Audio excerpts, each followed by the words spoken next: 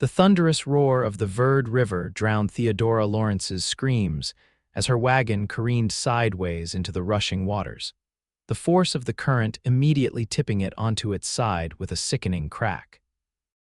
April 1875 had brought unusually heavy spring rains to Arizona territory, transforming the normally placid crossing into a deadly trap that had claimed more than one settler's life already this season. Flynn Harrington reined his stallion to an abrupt halt at the river's edge, his heart stopping at the sight of the woman's terrified face as she clung desperately to the wagon's frame, the muddy waters already rising around her. Without a second thought, he leapt from his horse, shed his duster, and plunged into the frigid current. "Hold on," he shouted, fighting against the river's pull as he swam toward her. The wagon was sinking fast, her trunks and supplies already being carried downstream. She was a stranger to him, but that didn't matter, not out here where survival often depended on the kindness of those you'd never met. Theodora could feel her grip weakening, her fingers numb from the cold water and the strain of holding on. Her entire life was disappearing before her eyes, the wagon that had carried her from Boston, the teaching supplies she'd brought for her new position, the letters of introduction, all of it gone. And now, quite possibly, her life would follow. Just as her fingers slipped from the wooden frame, strong arms encircled her waist. The stranger's face was close to hers now, his expression determined as he pulled her away from the sinking wagon. "Kick your feet." He commanded, and she obeyed instinctively, though her sodden skirts made movement nearly impossible. Together they fought the current, inch by painful inch, until finally, miraculously, Flynn's boots found purchase on the riverbed. With a mighty effort, he hauled them both to shore, collapsing onto the muddy bank with Theodora still clutched against his chest. For several moments they simply lay there, gasping for breath, the enormity of what had just happened washing over them like the river water that had nearly claimed Theodora's life. "Thank you," she finally managed between chattering teeth. "I would have, don't mention it," Flynn cut her off, not wanting to hear her acknowledge how close she'd come to drowning. He sat up slowly, helping her to a sitting position as well.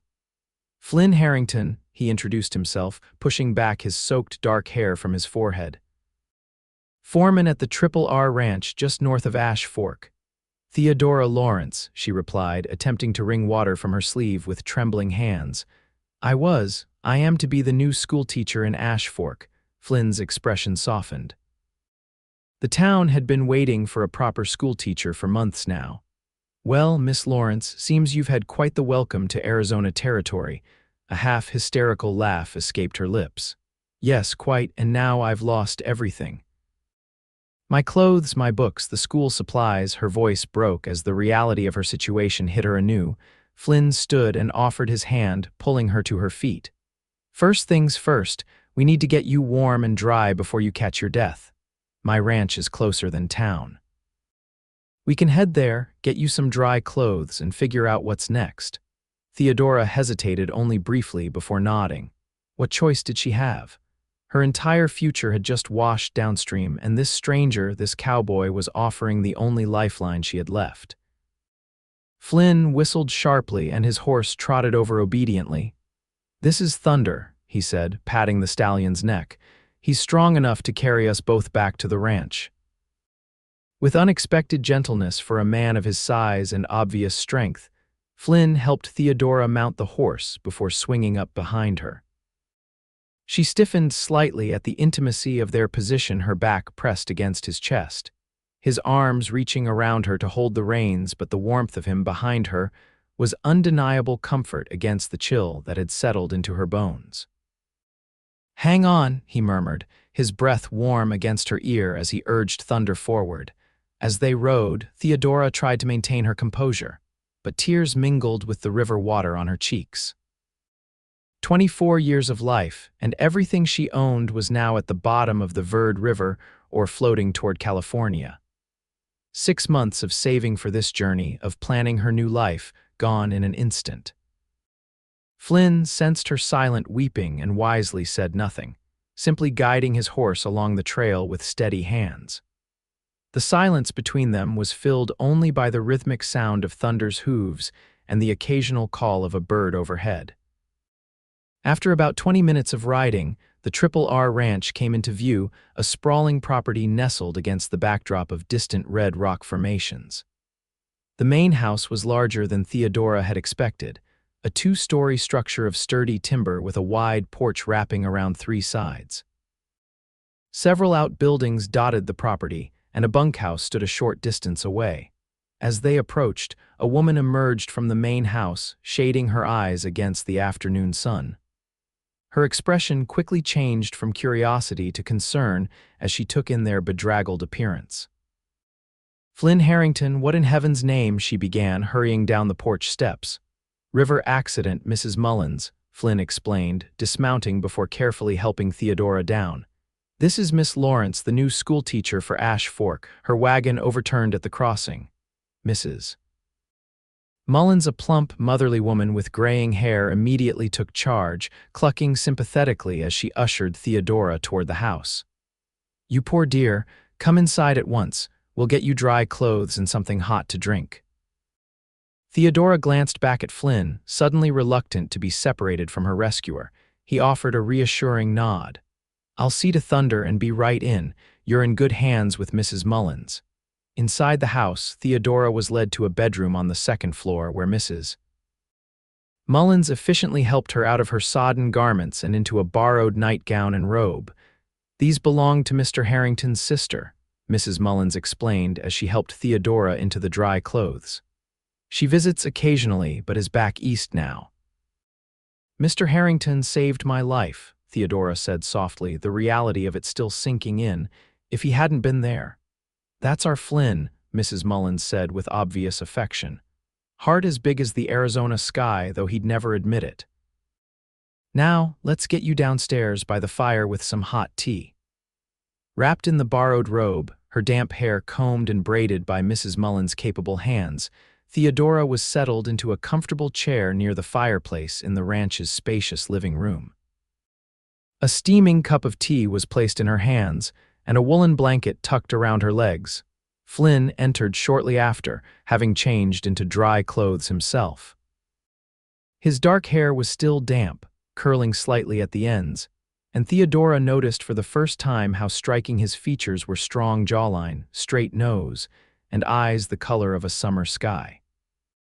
He moved with the easy confidence of a man accustomed to physical labor, yet there was a gentleness to him that belied his rugged appearance. "Feeling any better?" he asked, taking a seat opposite her. "Yes, thank you," she replied, managing a small smile. "Though I'm not sure what I'm going to do now. Everything I brought with me is gone." Flynn leaned forward, resting his elbows on his knees. "We'll send some men to search downstream tomorrow, might be able to recover some of your things." "That's very kind, but no buts," he interrupted with a gentle firmness. "That's how we do things out here. Neighbors help neighbors. I'm not your neighbor, Mr. Harrington. I'm a stranger who's imposed on your hospitality." A smile tugged at the corner of his mouth. "Everyone's a stranger until they're not, Miss Lawrence." Something in his direct gaze made Theodora's heart flutter unexpectedly. She attributed it to the lingering shock of her near drowning and quickly returned her attention to her tea. "Mrs. Mullins says you're the foreman here." "Is this your ranch?" she asked, changing the subject. Flynn shook his head. "It belongs to Richard Reynolds, hence the Triple R. He's back east on business most of the time, leaves me to run things." There was pride in his voice, and Theodora could tell he took his responsibilities seriously. "And you're from?" "Originally, Texas, came out this way after the war looking for a fresh start."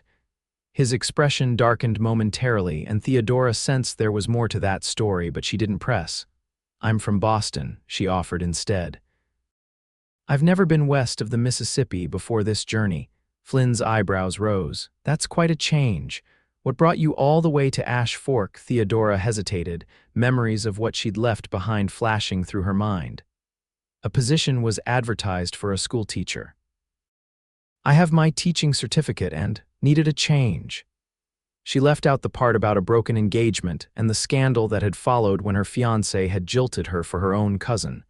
Some things were better left unsaid, especially to a man she'd just met, no matter how kind he'd been. "Well, Ash Fork desperately needs a teacher," Flynn said. "The children have been making do with Mrs. Peterson, the preacher's wife, but she's expecting and can't continue much longer."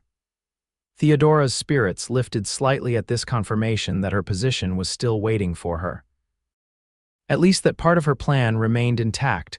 Their conversation was interrupted by Mrs. Mullins announcing that dinner was ready. Flynn insisted that Theodora join them at the table, despite her protests about imposing further. "You need to eat," he said firmly. "Doctor's orders." "Are you a doctor as well as a ranch foreman?" she asked with a raised eyebrow, the corner of his mouth quirked up. "No, madam, but I've seen enough river accidents to know that a hot meal is the best medicine after a dunking like you had." Dinner was a simple but hearty affair: beef stew, fresh bread, and apple pie for dessert.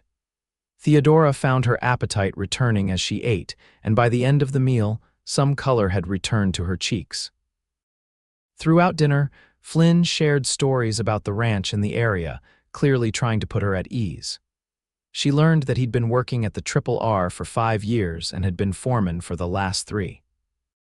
He spoke of the challenges of ranching in the territory drought, cattle rustlers, and the occasional conflict with native tribes, but also of the beauty of the land and the satisfaction of watching a herd thrive under his care. Theodora found herself captivated by his tales and by the man himself. There was an honesty to Flynn Harrington, a straightforwardness that was refreshing after the polite deceits of Boston society.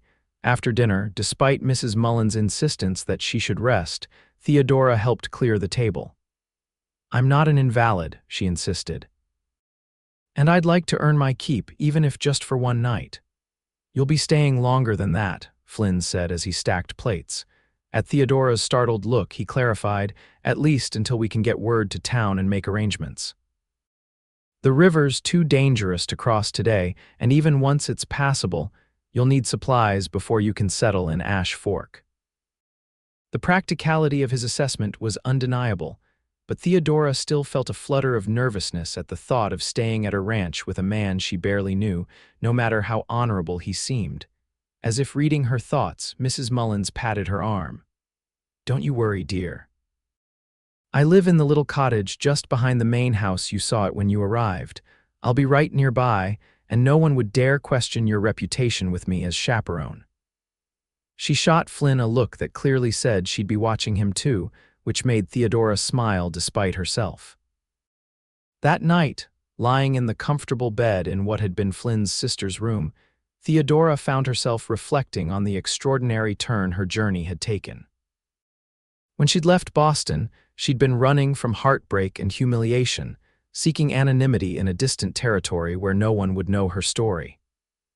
Now, on her first day in Arizona, she'd nearly died and been rescued by a man unlike any she'd ever known. Flynn Harrington was nothing like the refined gentleman of Boston society. His hands were calloused from hard work, his face weathered by sun and wind. Yet there was a dignity to him, an inherent kindness that she found herself drawn to. And those eyes so blue and direct, looking at her as if he could see right through the carefully constructed facade she'd maintained since Thomas Henderson had broken her heart and her trust 6 months ago. Theodora pushed the thought away. She was being fanciful, no doubt due to the trauma of the day's events. Flynn had simply been a good Samaritan, doing what any decent person would do. Once she was settled in Ash Fork, their paths would rarely cross, and today would become nothing more than an anecdote, a dramatic beginning to her Western adventure. With that sensible thought, she closed her eyes and fell into an exhausted sleep, too tired even to dream. Morning dawned clear and bright, sunlight streaming through the curtains of Theodora's borrowed room. For a moment, disorientation clouded her mind. This wasn't the hotel in Prescott where she'd spent the previous night, nor was it the wagon that had been her home for the final leg of her journey. Then memory flooded back the river, the accident, Flynn diving in to save her.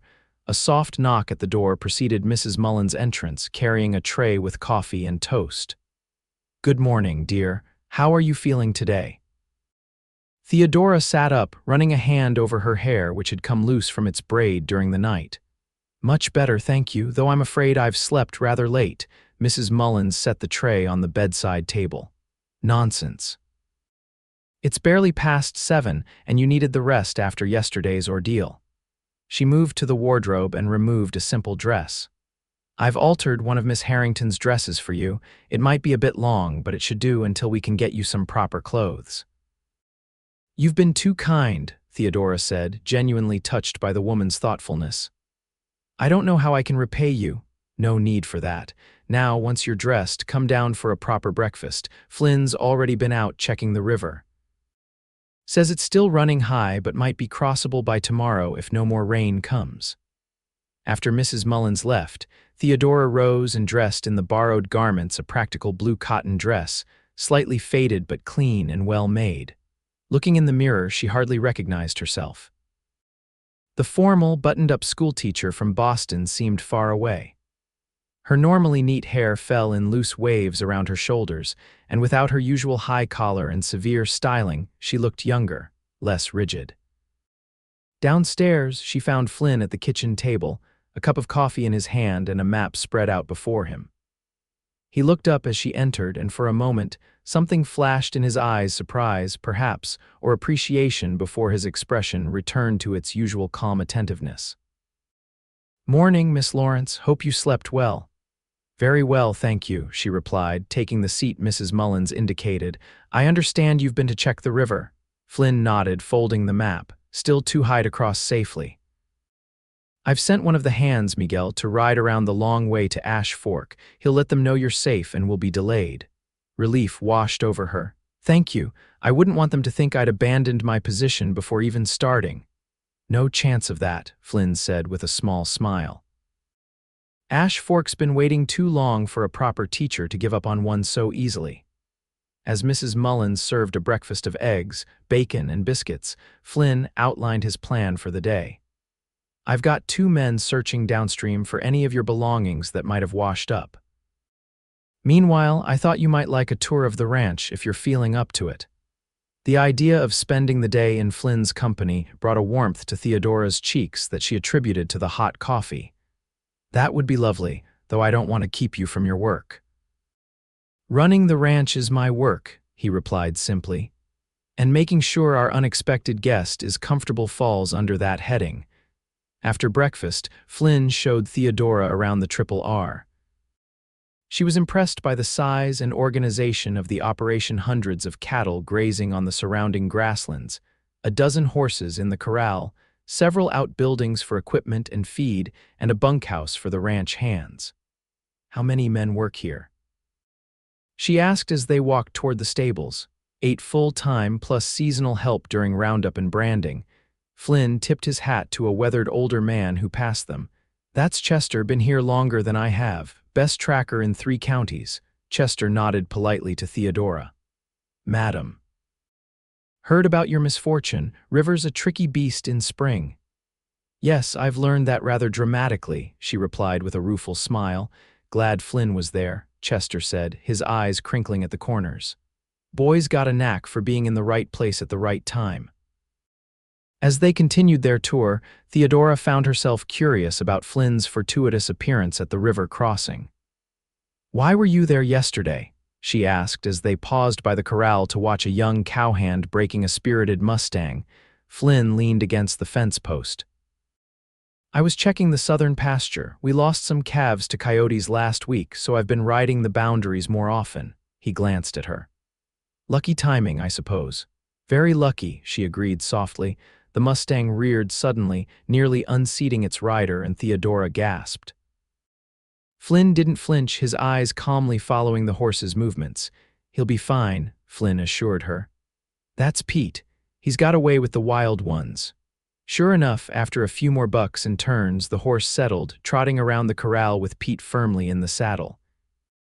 "Impressive," Theodora murmured. "Takes patience," Flynn said. "Can't rush trust, not with horses, not with people." The statement hung between them, laden with meaning Theodora wasn't ready to examine. Instead, she changed the subject, asking about the mountains visible in the distance. They spent the rest of the morning exploring the ranch property.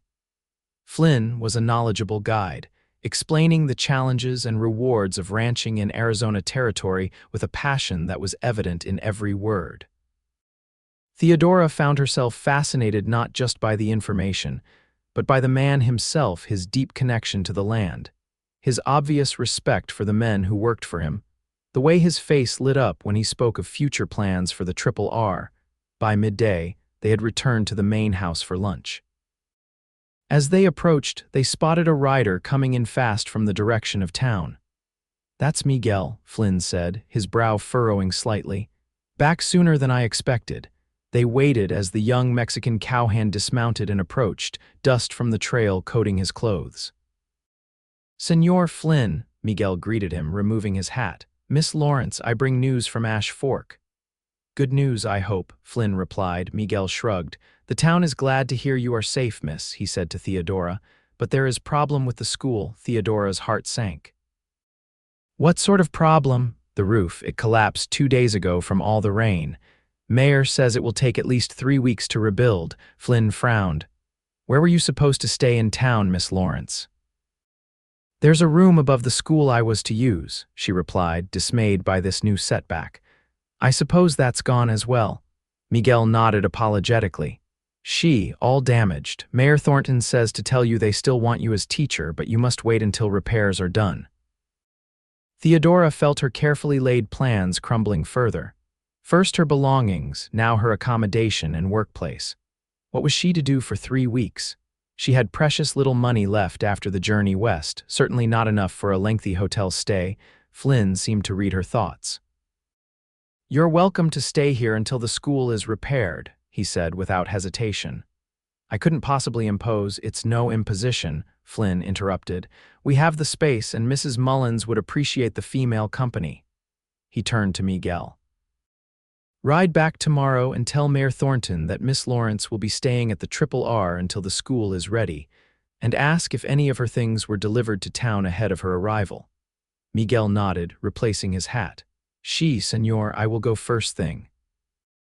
As Miguel walked toward the bunkhouse for a well-deserved rest, Theodora turned to Flynn, uncertainty written across her face.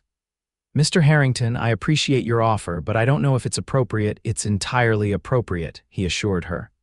"Mrs.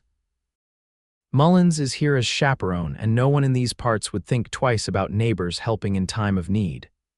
His expression softened. "Besides, what's the alternative? You can't cross the river yet, the school isn't ready, and the nearest hotel is in Prescott, a good day's ride away." Put that way, Theodora had to admit the logic of his suggestion. Still, the prospect of spending 3 weeks in close proximity to Flynn Harrington was unsettling in ways she couldn't quite define. There was something about him that made her feel both safe and somehow vulnerable, a contradiction that both intrigued and alarmed her. "Very well," she finally agreed, "but I insist on making myself useful while I'm here. I won't be a burden." A genuine smile spread across Flynn's face, transforming his features from merely handsome to something that made Theodora's breath catch. "I wouldn't expect anything less from a woman who insists on helping with the dishes after nearly drowning." The next few days settled into an unexpected routine. With the river still too dangerous to cross, Theodora found herself adapting to life at the Triple R with surprising ease. True to her word, she insisted on helping with household tasks, assisting Mrs. Mullins with cooking and mending, and even organizing the ranch's account books, which Flynn admitted had been neglected in recent months.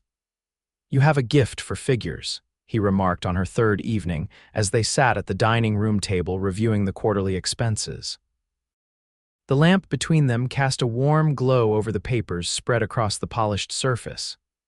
"My father was an accountant," Theodora explained, making a neat notation in the ledger. "He insisted I learn, said a woman should always be able to manage her own finances." "Wise man," Flynn commented, watching her hands move efficiently across the page. "Most men I know wouldn't bother teaching their daughters such things."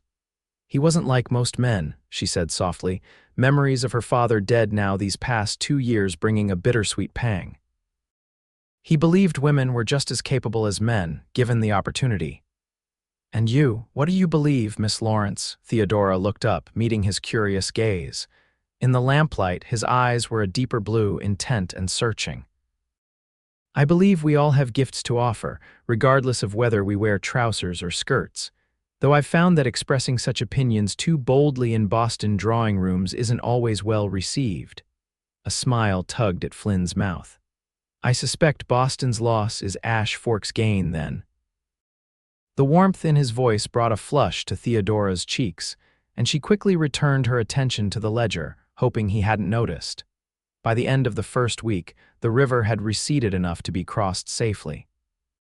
One of Flynn's men had managed to recover a few of Theodora's belongings, a trunk containing some clothing that had lodged against a sandbar, and remarkably, her father's pocket watch, which had somehow remained sealed in its waterproof case. "I thought this was lost forever," she said, tears welling in her eyes as Flynn presented it to her. They were standing on the porch, the setting sun painting the distant mountains in shades of gold and purple. It was his most prized possession. "Chester found it caught in some reeds about a mile downstream," Flynn explained, clearly pleased by her reaction. "Said the case kept it dry as a bone." Impulsively, Theodora stepped forward and embraced him, overwhelmed by the return of this treasured memento. Flynn stiffened momentarily in surprise before his arms came around her, returning the embrace with gentle pressure. "Thank you," she whispered against his shoulder. "You're welcome, Theodora," he replied, using her given name for the first time. The moment stretched between them, intimate and charged with unspoken feelings, until Theodora suddenly realized the impropriety of her actions and stepped back, composing herself with effort. "Forgive me, Mr. Harrington, I shouldn't have." "Flynn," he interrupted quietly. "If I'm calling you Theodora, seems only fair you call me Flynn," she nodded, still flustered by her own boldness and by the lingering warmth of his arms around her. "Flynn, then, thank you again." That night, lying awake in bed, Theodora confronted the truth she'd been avoiding for days. She was falling in love with Flynn Harrington. The realization was both thrilling and terrifying. She had come west to escape the pain of one broken heart, not to risk another. Flynn was kind, honorable, and undeniably attractive, but what did she really know about him? And more importantly, what did he feel for her beyond the obligation of a rescuer toward the rescued? The following day brought an unexpected development. Flynn announced at breakfast that he needed to ride into Prescott on business and would be gone overnight. "Would you like to come along?" he asked Theodora. "You could purchase some new supplies for your teaching position, and Mrs. Mullins mentioned you might need some additional clothing." The invitation surprised her. "Wouldn't I be in the way of your business?" "Not at all. I'm just meeting with the bank and checking on some breeding stock that's coming in by rail. Besides," he added with a slight smile, "I thought you might appreciate a change of scenery after being cooped up at the ranch." Theodora hesitated only briefly. A trip to Prescott would be practical. She did need supplies and clothing, but she couldn't deny the appeal of spending more time in Flynn's company. "I'd be delighted," she finally said. They set out early the next morning, Flynn on Thunder and Theodora on a gentle mare named Daisy that Flynn assured her was perfect for an inexperienced rider. Mrs. Mullins had packed them a lunch, and Flynn carried saddlebags with essentials for the overnight stay. "We'll put up at the Palace Hotel," Flynn explained as they rode. "It's respectable and they know me there. We'll have separate rooms, of course." Theodora appreciated his consideration for her reputation, even as she wondered if his clarification was meant to reassure her or himself. The ride to Prescott took most of the day, but Theodora found she didn't mind. The Arizona landscape was stunning, vast open spaces punctuated by dramatic rock formations, stands of ponderosa pine, and wildflowers that dotted the grasslands with splashes of color. Flynn was an informative guide, pointing out landmarks and sharing stories of the area's history. "Have you always loved this land?" she asked as they stopped to rest the horses near a clear stream. Flynn considered the question, his gaze sweeping across the horizon. "Not always." When I first came west, I was running from things, didn't much care where I ended up as long as it was far from where I'd been. He looked at her, a hint of vulnerability in his expression. But this place gets under your skin, the openness of it, the honesty. Land like this doesn't lie to you or pretend to be something it's not. The personal nature of his answer touched her. Flynn rarely spoke of his past, and Theodora sensed there were painful memories there that he preferred not to disturb. "I think I understand," she said softly. "Boston can be suffocating in its politeness, everything hidden behind proper manners and correct behavior." "Is that why you left? To escape the suffocation?" Theodora hesitated, then decided that Flynn's honesty deserved her own in return. "Partly, but mostly I was running too. My former fiancé, broke our engagement rather publicly and rather cruelly." She looked down at her hands, twisted in Daisy's reins. "He announced at my own birthday celebration that he'd fallen in love with my cousin and they were to be married instead." Flynn's expression darkened. "That's a special kind of low." "Yes, well, the scandal was significant. Suddenly, I was no longer the respectable daughter of a good family, but an object of pity and gossip. Every sympathetic look, every whispered comment when I passed, it became unbearable." She met his gaze steadily. "So when I saw the advertisement for a teacher in Arizona Territory, it seemed like divine providence. A chance to go somewhere no one knew my history, where I could be judged for my own merits rather than for having been jilted." "His loss," Flynn said simply, but the quiet intensity in his eyes made Theodora's heart beat faster. They reached Prescott by late afternoon, the territorial capital bustling with activity. After stabling their horses, Flynn escorted Theodora to the Palace Hotel, an impressive two-story structure on Montezuma Street. As promised, he secured separate rooms and arranged to meet her for dinner after she had rested and freshened up. Alone in her hotel room, the first real privacy she'd had since the accident, Theodora found her thoughts continually returning to Flynn. The man was becoming more than a rescuer or a temporary host. He was becoming essential to her in ways she hadn't anticipated and wasn't entirely prepared for. Dinner that evening was a pleasant affair in the hotel's dining room.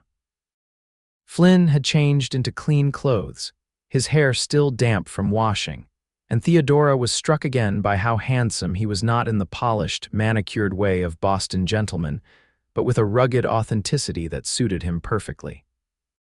Their conversation flowed easily, covering topics from books they'd read to their hopes for the future. Flynn spoke of his dreams for the Triple R expanding the breeding program, possibly purchasing adjacent land when the owner retired. "And what about you?" he asked, his expression genuinely interested. "Is teaching in Ash Fork a temporary stop or a permanent plan?" Theodora considered the question. "I'm not sure," she admitted. "When I left Boston, I was thinking only of escape, not of what might come after. Teaching is something I'm good at and enjoy, but whether Ash Fork becomes my home or merely a chapter in my story, I suppose that depends on what I find there." Or whom, she added silently, her eyes meeting Flynn's across the table.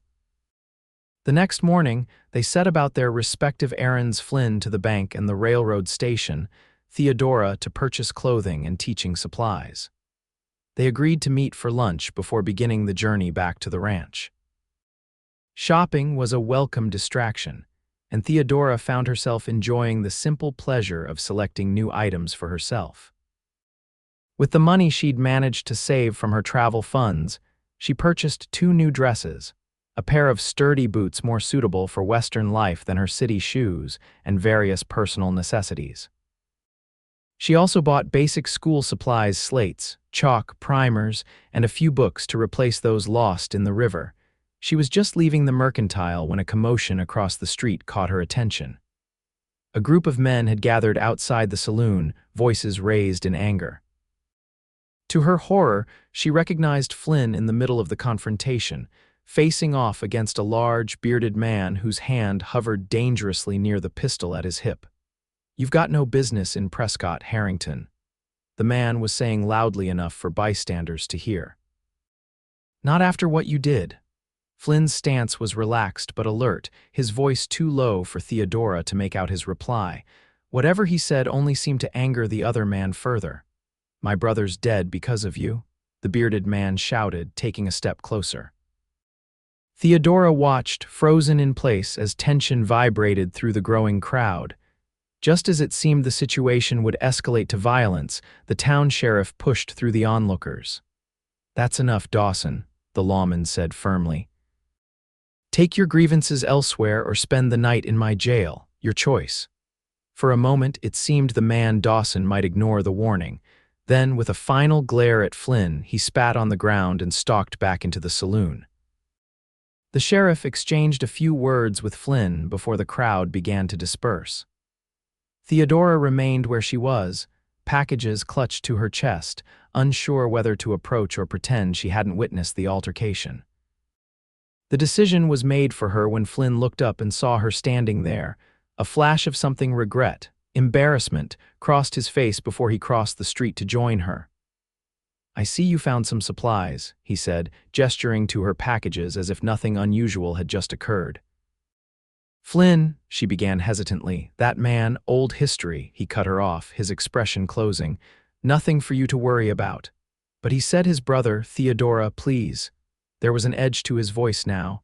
"Some stories aren't mine to tell and others aren't worth telling." "Can we leave it at that?" She wanted to press further, curiosity and concern warring within her. But the set of Flynn's jaw told her this was a boundary he wasn't willing to cross, not now, perhaps not ever. "Of course," she conceded, though the incident left her with unsettling questions about the man who had saved her life. Their ride back to the Triple R was quieter than the journey to Prescott, the easy camaraderie of the previous day partially eclipsed by the shadow of the confrontation. Flynn was polite but distant, lost in thoughts he chose not to share, and Theodora respected his silence even as she longed to bridge the sudden gap between them. By the time they reached the ranch, evening was falling. Mrs. Mullins greeted them warmly, eager to hear about their trip and see Theodora's purchases. Flynn excused himself to check on a new calf that had been born during their absence, and Theodora felt his departure like a physical loss. Later that night, unable to sleep, she slipped outside to sit on the porch swing, wrapped in a shawl against the cool night air. The sky was a tapestry of stars, more brilliant than she'd ever seen in the city, and the vastness of it made her own troubles seem small by comparison. She didn't hear Flynn approach until he spoke. "Can't sleep." Startled, she turned to find him standing at the edge of the porch, hat in hand. "Too many thoughts," she admitted. He nodded, understanding in his eyes. "Mind if I join you?" At her gesture of welcome, he settled onto the swing beside her, careful to maintain a respectable distance. For several minutes, they sat in companionable silence, the only sound the creak of the swing's chains and the chorus of night insects. "I owe you an explanation," Flynn finally said, his voice low, "about what happened in town." "You don't owe me anything," Theodora replied, though her heart quickened at his willingness to share. Flynn sighed, looking out at the darkened ranch yard. Dawson's brother was a rustler. 3 years ago, he and his gang tried to steal a herd of Triple R cattle. There was a gunfight. I didn't fire the shot that killed him, but I was leading the men who did. He turned to look at her, his expression solemn. "I'm not proud of it, but I don't regret defending what was in my care." Theodora absorbed this information, trying to reconcile the gentle man beside her with someone who had participated in deadly violence. Yet she understood that life in the West operated by different rules than the drawing rooms of Boston. "Thank you for telling me," she said softly. "I wanted you to know," Flynn replied, his voice equally quiet. "Before you heard some twisted version from someone else, there are parts of my past that aren't pretty, things I did during and after the war that I wish I could change." He hesitated. "But I'm not that man anymore." "Haven't been for a long time." The vulnerability in his confession touched her deeply. Without thinking, Theodora reached out and placed her hand over his where it rested on the swing between them. "We all have regrets, Flynn, things we wish we'd done differently. But it's what we choose now, today, that defines us." His fingers curled around hers, warm and strong, and the simple connection felt more intimate than any embrace. "You're a remarkable woman, Theodora Lawrence," he murmured. They sat there together beneath the star-strewn sky, hands entwined, neither willing to break the moment with further words. Something fundamental had shifted between them, a deeper understanding, a growing trust that transcended their brief acquaintance. When Theodora finally returned to her room, her heart was full of emotions she couldn't fully name. Flynn Harrington was becoming more than a rescuer or a friend. He was becoming a possibility, a future she hadn't dared to imagine when she'd set out from Boston. The days that followed brought them closer still. Flynn began teaching Theodora to ride properly, not just to sit a gentle mare, but to handle a more spirited mount with confidence. She proved an apt pupil, her initial nervousness giving way to genuine enjoyment as she mastered the basics of Western horsemanship. "You're a natural," Flynn told her one afternoon as they rode across a flowering meadow, Theodora now comfortable enough to manage her horse without constant instruction. "Give it a few more weeks, and you'll be ready to help with the roundup." She laughed, exhilarated by the freedom of riding across the open land. "I think the schoolchildren of Ash Fork might have something to say about that plan." Flynn's expression sobered slightly. "Speaking of which, Miguel brought news yesterday. The school repairs are coming along faster than expected. Should be ready in another 10 days or so." "Oh," Theodora said, her smile fading as she realized what that meant. Soon she would be leaving the Triple R, leaving the daily company of Flynn and the others who had become unexpectedly dear to her. "That's good news," Flynn studied her face. "Is it?" The simple question hung between them, loaded with meaning. Theodora found herself at a crossroads. Should she admit how reluctant she was to leave the ranch, to leave him? Or maintain the pretense that her stay was always meant to be temporary? Before she could decide, a shout from the distance interrupted them.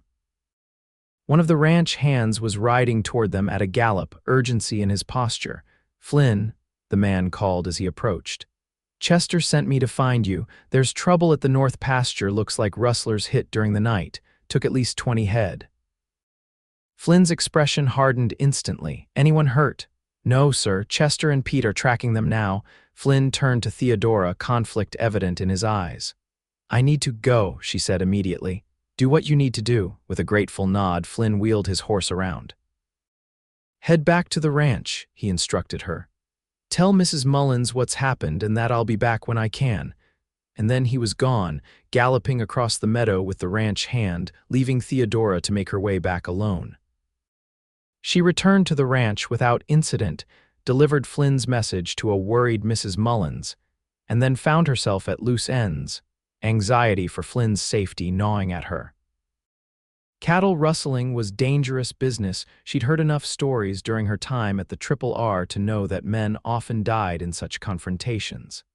The day stretched endlessly, each hour increasing her concern. By nightfall, when there was still no sign of Flynn or the others, Theodora could barely concentrate on the mending Mrs. Mullins had given her to keep her hands busy. "They'll be back when they're back," Mrs. Mullins said gently, noting Theodora's frequent glances toward the window. "Flynn knows what he's doing, been handling trouble like this for years." "I just wish I knew if they were safe," Theodora confessed. Mrs. Mullins gave her a knowing look. "You care for him a great deal, don't you?" Theodora hesitated, then nodded, unable to deny what must have been obvious to the observant older woman. "I didn't expect to. When I came west, the last thing I wanted was entanglement, but Flynn is," she broke off, struggling to articulate her feelings. "Special," Mrs. Mullins finished for her. "Known that boy for 5 years now. Watched him grow from a troubled young man with nightmares that kept him pacing till dawn into the kind of person others can depend on." She patted Theodora's hand. "And I've seen the way he looks at you too." How does he look at me?" Theodora asked, her voice barely above a whisper. Mrs. Mullins smiled. "Like a man who's found something precious he never expected to find. Like a man afraid to hope too much but unable to stop himself from hoping anyway." The older woman's words set Theodora's heart racing. Could it be possible that Flynn felt the same inexplicable connection, the same growing affection that she did? Her thoughts were interrupted by the sound of approaching horses. Theodora rushed to the window to see Flynn and several ranch hands riding into the yard, their figures silvered by moonlight. Relief flooded through her, so intense it made her knees weak. She wanted to run outside immediately, but restrained herself, aware that such an impulsive display of emotion would reveal more than she was ready to share publicly. Instead, she waited with Mrs. Mullins as the men dismounted and entered the house, bringing with them the smell of dust and sweat and the crisp night air. Flynn looked exhausted, a streak of dirt across one cheek and weariness in the set of his shoulders. But his eyes sought Theodora's immediately, and something in them relief, joy, unspoken feeling made her breath catch. "You got them?" Mrs. Mullins asked, already moving toward the kitchen to prepare food for the hungry men. "Got the cattle back," Flynn confirmed, removing his hat. "The rustlers split up when they realized we were on their trail. Chester's still tracking 2 of them with some of the men, but the stock is safe." His gaze hadn't left Theodora's face, and she felt the weight of unspoken words between them. Mrs. Mullins, perceptive as always, shooed the other ranch hands toward the kitchen, leaving Flynn and Theodora alone in the front room. "You're all right?" Theodora asked softly, resisting the urge to step closer, to touch him and reassure herself of his solid presence. Flynn nodded, a tired smile touching his lips. "Takes more than a few rustlers to get the best of me." He hesitated, then added, "I thought about you today, out there, wondered if you made it back to the ranch safely." "I did," she assured him, "and I was worried too about you." The admission hung in the air between them, simple words that carried the weight of deeper emotions. Flynn took a step toward her, then seemed to remember his disheveled state and stopped. "I should clean up before dinner," he said, though he made no move to leave. "Yes, you should," Theodora agreed, similarly rooted to the spot. Another moment passed, tension building like the air before a storm, until Flynn finally broke the spell. "Theodora, he stopped, searching for words. "These past 2 weeks, having you here, it's been the front door banged open, startling them both." Chester stood in the doorway, blood seeping from a gash on his forehead. "Flynn," the older man gasped, "they doubled back, ambushed us near the ridge. Pete's hit bad." "We got him in the wagon, but Flynn was in motion instantly, all personal matters forgotten in the face of crisis. "Where is he?" Coming up the road now, sent Miguel ahead to town for the doctor, but Theodora didn't wait to hear more. "Bring him inside," she instructed, already moving toward the kitchen to heat water. "Mrs. Mullins, we need clean linens, as many as you can find." The next hours passed in a blur of urgent activity. Pete was carried into the house, pale and bleeding from a gunshot wound to his shoulder. With the doctor still hours away, it fell to Theodora and Mrs. Mullins to clean and bandage the injury as best they could, following Flynn's instructions he had. It turned out, considerable experience with battlefield injuries from his time in the war. Theodora worked alongside him with steady hands and quiet efficiency, setting aside her own squeamishness in the face of Pete's need. When the bleeding was finally controlled and Pete resting as comfortably as possible, she stepped outside onto the porch for a moment of solitude, her hands and dress stained with blood despite her careful work. Flynn joined her minutes later, his own hands freshly washed but the worry still etched in his face. "You were remarkable in there," he said quietly. "Most women I know would have fainted at the sight." "I've assisted at charity hospitals in Boston," Theodora explained. "Though never with gunshot wounds, I admit." Flynn leaned against the porch railing, studying her face in the dim light from the windows. "Is there anything you can't do, Theodora Lawrence?" She gave a small, tired smile. "Many things, I'm sure. But tonight wasn't about ability so much as necessity." They stood in companionable silence for a moment, the events of the day settling around them like dust after a storm. Before Chester arrived, Flynn finally said, his voice low, "I was trying to tell you something." Theodora's heart quickened. "Yes," Flynn took a deep breath as if gathering courage. "These weeks with you, they've changed something in me, changed how I see the future." He turned to face her fully. "I know you came west to be a teacher, to start fresh." And I have no right to ask you to change those plans. But I find myself hoping," he broke off, then continued more softly, "hoping that perhaps Ash Fork isn't the only place you might consider making your home." The implication of his words was unmistakable, and Theodora felt a surge of joy so intense it was almost painful. Yet caution held her back from responding too quickly. "Flynn, we've known each other such a short time," she began. "I know," he acknowledged. "And I'm not asking for promises or decisions tonight, just possibility, the chance to see if what's growing between us might become something lasting." His eyes, so blue even in the dim light, held her steadily. "I care for you, Theodora. More than I thought possible after knowing someone so briefly, and if you feel anything similar, I do," she admitted, the truth slipping out before she could contain it. "I care for you too, but I'm afraid." "Of what?" "Of making another mistake, of trusting too quickly." She looked down at her hands, still bearing traces of blood despite her washing. "When Thomas broke our engagement, I felt such a fool. Everyone had seen the signs except me, and now to feel this way about someone I've known for mere weeks." Flynn stepped closer, gently tilting her chin up until she met his gaze again. "I'm not Thomas," he said simply, "and what's between us isn't something that can be measured in days or weeks, some things you just know deep down where it matters." The conviction in his voice, the tenderness in his touch, they broke through the last of Theodora's reservations. Moving on instinct rather than thought, she closed the distance between them and pressed her lips to his. The kiss was gentle at first, tentative, but it quickly deepened as Flynn's arms came around her, drawing her closer. In that moment, all the doubts and fears that had haunted Theodora since leaving Boston seemed to dissolve. This felt right, felt true in a way her engagement to Thomas never had. When they finally parted, both somewhat breathless, Flynn rested his forehead against hers. "I've been wanting to do that since the day I pulled you from that river," he confessed. Theodora smiled. "Really, even when I was half drowned and bedraggled." "Especially then," he replied, brushing a strand of hair from her face. "You were the most determined, half-drowned woman I'd ever seen, insisting on helping with the dishes when you could barely stand." They might have stayed there longer, lost in the newfound joy of their connection, had Mrs. Mullins not called from inside that the doctor had arrived. Reality intruded, reminding them of the injured man who needed attention and the duties that couldn't be set aside even for matters of the heart. "We should go in," Theodora said reluctantly.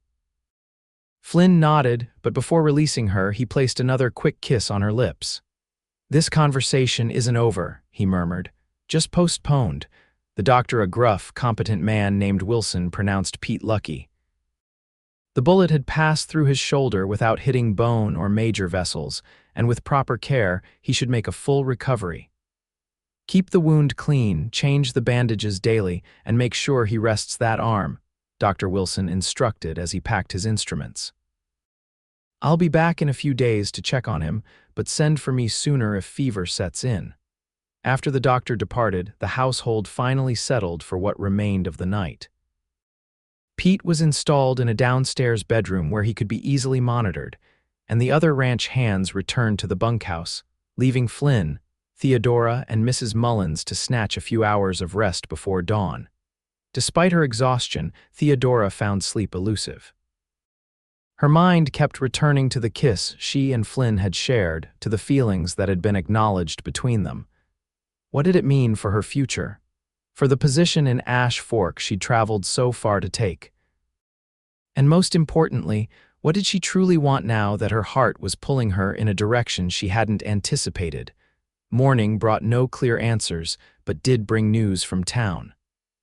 Miguel returned with word that the sheriff and a posse had caught up with the rustlers and apprehended them. The danger had passed, at least for now. The next week was busy with the aftermath of the rustling incident statements to the sheriff, reorganizing the herd, caring for Pete as he began his recovery. Through it all, Theodora and Flynn found little time for private conversation, though the glances they exchanged were laden with meaning, and the occasional brush of hands as they passed each other sent currents of awareness through Theodora that she couldn't ignore. Finally, 10 days after the confrontation with the rustlers, word came from Ash Fork that the school repairs were complete. The town was eager for Theodora to take up her position, with classes to begin the following Monday. Flynn delivered this news himself, finding Theodora in the garden where she was helping Mrs. Mullins harvest late summer vegetables. "Mayor Thornton sent a rider," he said, his expression carefully neutral. "The school's ready. He's asking when you'll be arriving, Mrs." Mullins, perceptive as always, made a show of remembering something she needed from the house and excused herself, leaving them alone among the neat rows of plants. Theodora set down her basket of tomatoes, her heart suddenly racing. The moment of decision had arrived sooner than she'd expected. "I see," she said quietly. Flynn stepped closer, taking her hands in his. "Theodora, I meant what I said that night on the porch. I care for you deeply. These weeks having you here, they've been the happiest I can remember." He took a deep breath. "But I also understand that you came west with a purpose, a new beginning you planned for yourself. I won't stand in the way of that if it's what you truly want." Theodora looked up at him, this man who had saved her life and then, unexpectedly, captured her heart. The decision before her seemed monumental, the secure position she'd traveled so far to take, or the uncertain but promising future with Flynn. "What if," she began hesitantly, "what if there was a way to honor both? My commitment to teaching and what's growing between us?" Flynn's expression lightened with hope. "What are you thinking? Ash Fork isn't so very far from the Triple R," Theodora pointed out. "A few hours' ride. I could take up my position as planned, fulfill my obligation to the town, but perhaps visit on weekends, or you could come to town." A slow smile spread across Flynn's face. "A compromise. For now," Theodora said, her own smile growing, "until we know for certain where this path leads us." Flynn lifted her hand to his lips, pressing a kiss to her knuckles. "I believe I know already," he said softly. "But I'm willing to give you the time to be sure." 2 days later, Flynn escorted Theodora to Ash Fork, her few recovered belongings and new purchases packed in saddlebags. The school building stood at the edge of town, freshly repaired and painted, with living quarters on the second floor as promised. The mayor and several town council members greeted them warmly, eager to show Theodora her new workplace and home. As she toured the modest classroom and the small but comfortable apartment above it, Theodora felt a sense of rightness about her decision. Teaching was her calling, something she excelled at and enjoyed.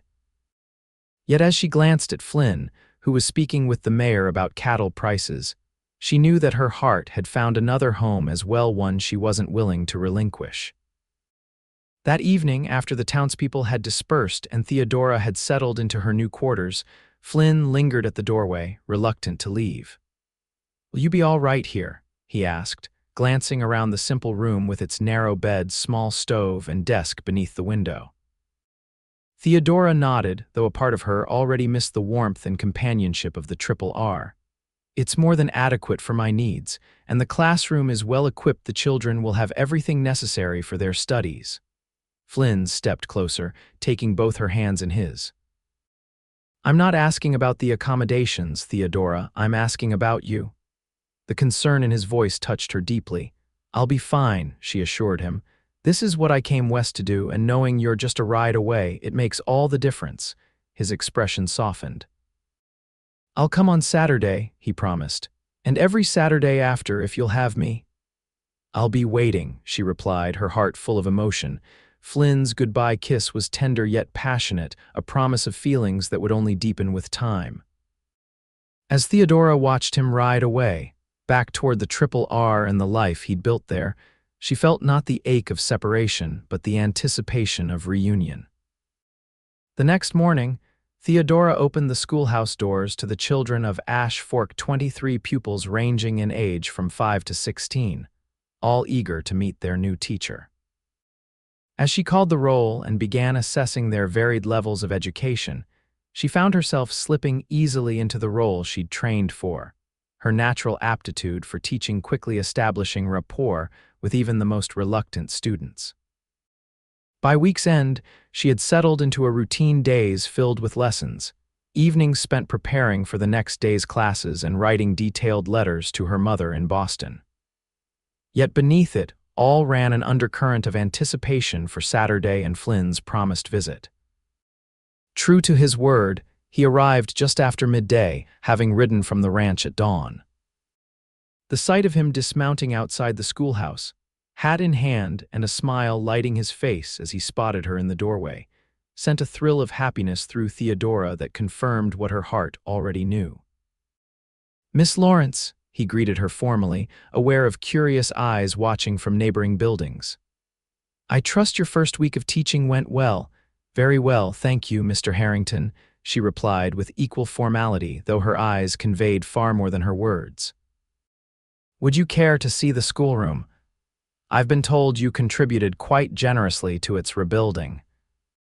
It was only later, after he had admired her classroom, and they had walked through town together, greeting neighbors and stopping at the general store for supplies, that they found a moment of privacy on the small balcony outside Theodora's quarters. "I've missed you," Flynn admitted, drawing her into his arms now that they were away from public view. "The ranch seems quiet without you there." "I've missed you too," Theodora confessed, resting her head against his chest, listening to the steady beat of his heart. "The children are wonderful and the townspeople have been kind, but, Flynn prompted when she hesitated. Theodora looked up at him, honesty in her gaze. "But my heart keeps turning toward the north, toward a certain ranch and the man who runs it." Flynn's smile was tender as he brushed a strand of hair from her face. "Then perhaps we should discuss a more permanent arrangement." Theodora's breath caught. "Flynn, are you asking you to marry me?" he finished for her. "Yes, Theodora Lawrence, I believe I am. I know it's soon by any proper standard, but out here life doesn't always wait for proper timing." His expression grew serious. "I love you. I think I started falling in love with you the moment I pulled you from that river, and every day since has only deepened those feelings." Joy bubbled up inside Theodora, bright and irrepressible. "I love you too," she said, the words coming easily, naturally. "And yes, it's soon, but it's also right. I've never been more certain of anything." Flynn's arms tightened around her, his kiss a seal to their mutual declaration. When they parted, both were smiling, the future suddenly clear and filled with promise. "What about my teaching position?" Theodora asked, practical concerns asserting themselves through her happiness. "I've made a commitment to the town." Flynn considered this. "The school term ends in December, doesn't it? That's 3 months away. You could fulfill your obligation for the term and we could be married at Christmas. And after we have options," Flynn said. "You could continue teaching if you wish. I could bring you to town on weekdays and take you home on weekends. Or perhaps Ash Fork might consider building a school closer to the Triple R, especially as more families settle in that area." The thoughtfulness of his suggestions, his willingness to accommodate her professional aspirations alongside their personal happiness, only confirmed for Theodora that she'd found a partner unlike any she could have imagined in Boston. "Christmas, then," she agreed, her heart light with joy. "A new beginning for both of us." Word of their engagement spread quickly through Ash Fork and the surrounding ranches. Most reactions were positive. Flynn was well respected in the community, and Theodora had already won many admirers through her dedication to her pupils. A few eyebrows raised at the brevity of their courtship, but as Mrs. Mullins sagely observed when she came to town to congratulate them, some folks take years to find what you two recognized in weeks. The heart knows its own business better than any calendar. The months leading to their December wedding were busy but joyful. Theodora threw herself into teaching, determined to give her students the best education possible in the time she had committed to them. Flynn divided his attention between ranch responsibilities and preparations for their shared future, adding a second bedroom to his house at the Triple R for visiting family, improving the road between the ranch and town to make travel easier, ordering furniture and household items that would make the ranch house a proper home for his bride. They saw each other every weekend without fail, sometimes in town, sometimes at the ranch when Flynn could arrange for one of the female ranch hands' wives to chaperone Theodora's visit. Each reunion strengthened their bond, their conversations deepening their understanding of each other's hopes, fears, and dreams. Flynn shared more of his service in the Confederate cavalry during the war, the darker period afterward when grief and disillusionment had led him into company he now regretted. And finally, his journey west and the redemption he'd found in honest work and the vast, forgiving landscape of Arizona territory. Theodora, in turn, revealed more about her life in Boston, her privileged upbringing, her father's death that had left her mother financially strained but still socially prominent, the engagement to Thomas that had seemed more a merger of compatible families than a love match, and the humiliation of his public betrayal.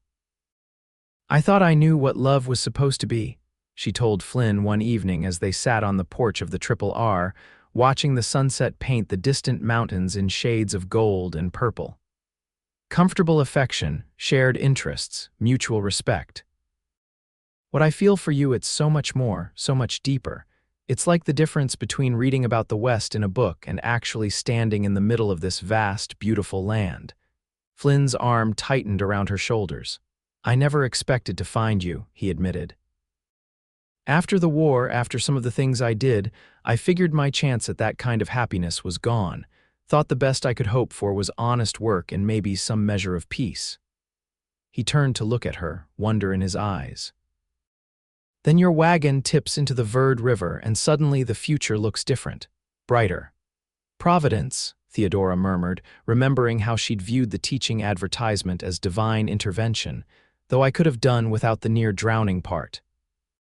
Flynn chuckled, pressing a kiss to her temple. "I'll remind you of that providence next time you complain about Arizona summers." As December approached, preparations for the wedding intensified. Theodora wrote to her mother, explaining her unexpected change in plans and inviting her to attend the ceremony. The reply was cautiously supportive. Mrs. Lawrence couldn't travel such a distance in winter, but she sent her blessing along with a package containing Theodora's grandmother's wedding veil and a pair of pearl earrings that had been in the family for generations. "She wants to meet you in the spring," Theodora told Flynn after reading the letter. "She's planning to visit once the weather improves for travel."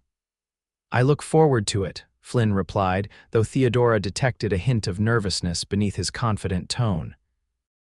"Think she'll approve of her daughter marrying a ranch foreman instead of a Boston gentleman?" Theodora smiled, touching his cheek gently. "She'll approve of my happiness, and once she meets you, she'll understand completely why I've chosen as I have." The wedding was set for December 20th, allowing time for a brief honeymoon trip to Prescott before Christmas. Theodora would complete the school term the week before, having already arranged with the town council for a new teacher to begin in January. As the day approached, a strange melancholy occasionally stole over Theodora despite her joy.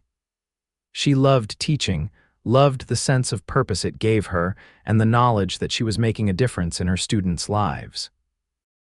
Giving it up, even for the happiness she knew awaited her at the Triple R, wasn't without some regret. Flynn, perceptive as always to her moods, noticed her quietness during one of his visits in early December. "Having second thoughts?" he asked directly, no accusation in his tone, only concern. "No," Theodora assured him quickly, "not about us, never about us. But something's troubling you," she sighed, appreciating his insight even as she struggled to articulate her feelings.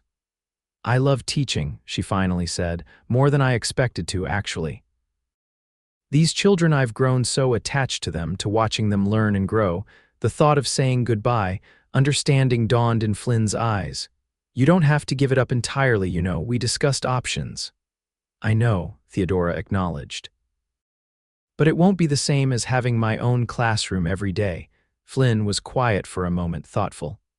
"What if," he finally said, "we converted part of the old barn at the ranch? The western section isn't used much anymore, but it's solid. With some work, it could make a fine classroom." Theodora stared at him, hope rising. "A school at the Triple R," Flynn nodded, warming to the idea. "There are 5 families with children within riding distance who can't attend the town school regularly because of the distance." Pete's sister has 3 youngsters, the Morgans have 2, the Johnsons 4.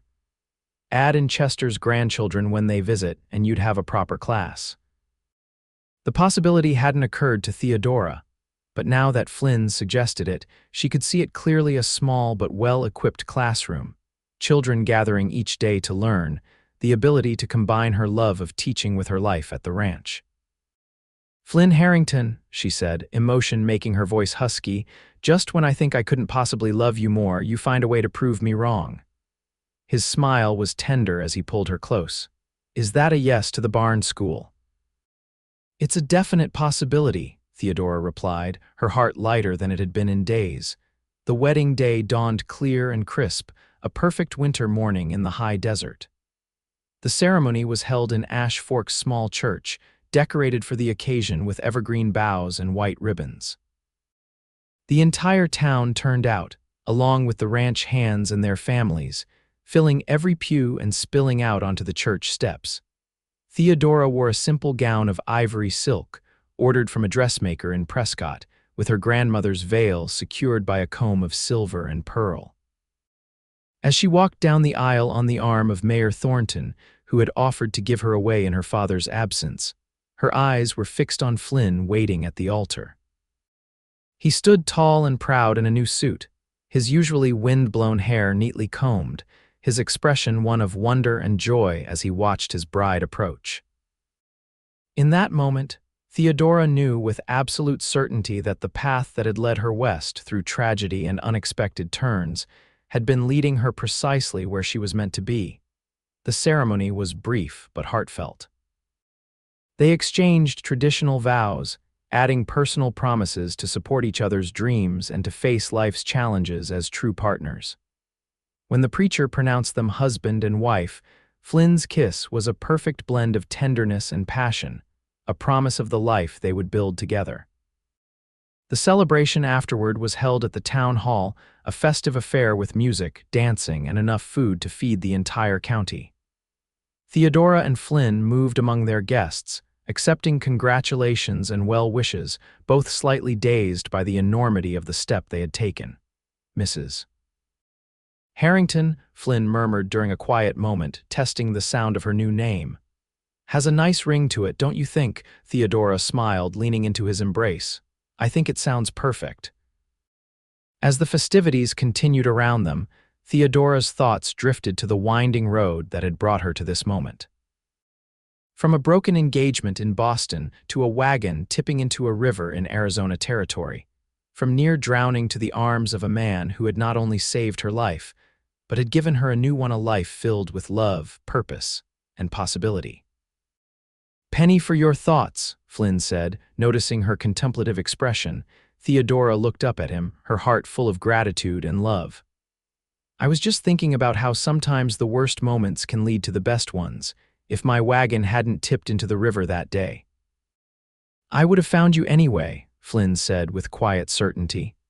"Maybe not as dramatically, but our paths would have crossed. Some things are meant to be." As he led her onto the dance floor for another waltz, Theodora found herself believing him. Whatever force had guided their meeting, providence, fate, or simple chance, had led her to exactly where she belonged. In the arms of Flynn Harrington, looking toward a future as vast and promising as the Arizona sky. 5 years later, Theodora stood on the porch of their home at the Triple R, watching as Flynn taught their 3-year-old son, James, to sit on a pony for the first time. The little boy's delighted laughter carried across the yard, his dark hair so like his father's ruffling in the gentle spring breeze. Inside, their infant daughter, Elizabeth, slept peacefully in her cradle, born just 2 months earlier and already showing signs of her mother's determined spirit.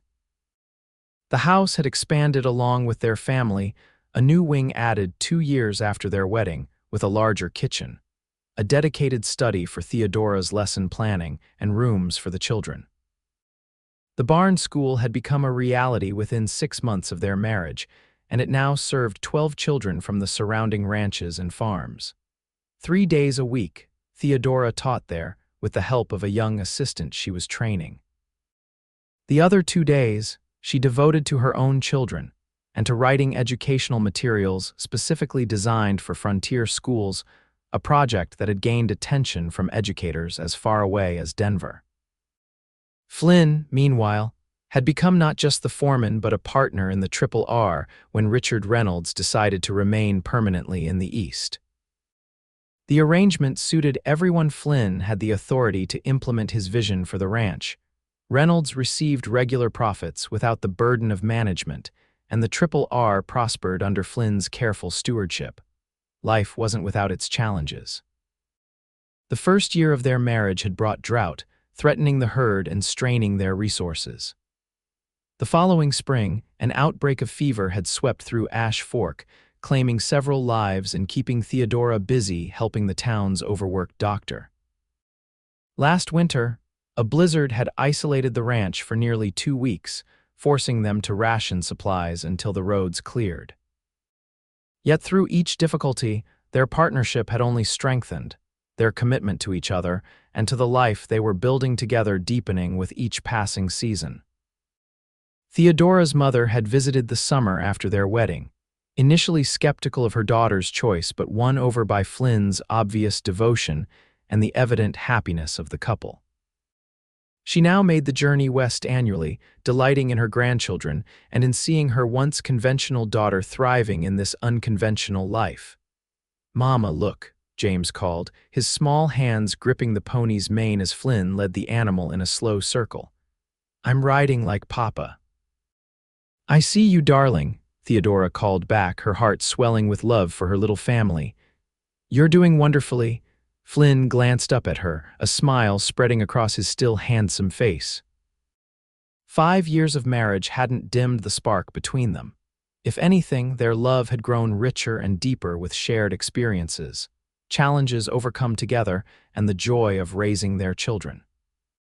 As the sun began to set behind the distant mountains, painting the landscape in the vibrant colors that had first captivated Theodora when she arrived in Arizona territory, she felt a profound sense of gratitude. The wagon that had tipped into the Verde River had carried not just her belongings but her old life, her old expectations. The current that had threatened to drown her had instead swept her toward an unexpected shore, toward Flynn, toward home.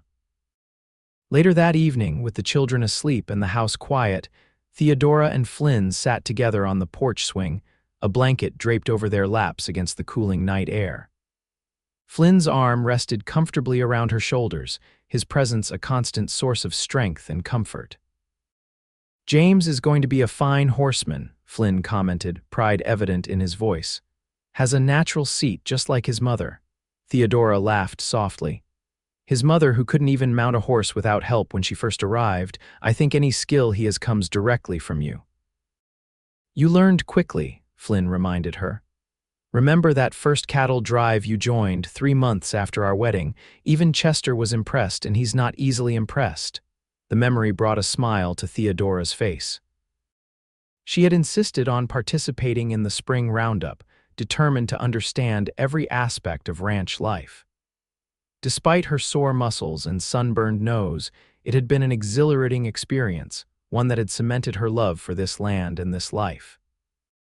"I had a good teacher," she said, leaning her head against Flynn's shoulder. They sat in companionable silence for a while, listening to the night sounds of the ranch, the distant lowing of cattle, the soft nickering of horses in the corral, the chorus of crickets in the surrounding grassland. "Any regrets?" Flynn asked suddenly, his voice thoughtful. "About leaving Boston, about the path your life has taken?" Theodora considered the question seriously, though she already knew the answer. "Not one," she said with conviction. "Everything I might have had in Boston: security, social position, comfort seems pale compared to what I've found here." She turned to look at him, her eyes reflecting the starlight. "What about you? Any regrets about fishing a half-drowned schoolteacher out of the Verde River?" Flynn's laugh was low and warm. "Only that I didn't have a proper introduction ready. Madam, I'm Flynn Harrington, and I'll be saving your life and stealing your heart today." "Very smooth," Theodora teased, poking him gently in the ribs. "Though I think you managed the heart-stealing part quite effectively, even without the formal introduction." Flynn captured her hand, pressing a kiss to her palm with a tenderness that still made her pulse quicken after 5 years of marriage. Best impulse I ever followed, diving into that river. Theodora thought of the day that had changed everything: the terror of the wagon tipping, the cold rush of water, the strong arms that had pulled her to safety. How close she had come to a very different fate, and how miraculous it seemed that catastrophe had instead led to such happiness. "I love you, Flynn Harrington," she said softly, the words as true now as they had been on their wedding day. "Thank you for pulling me to shore."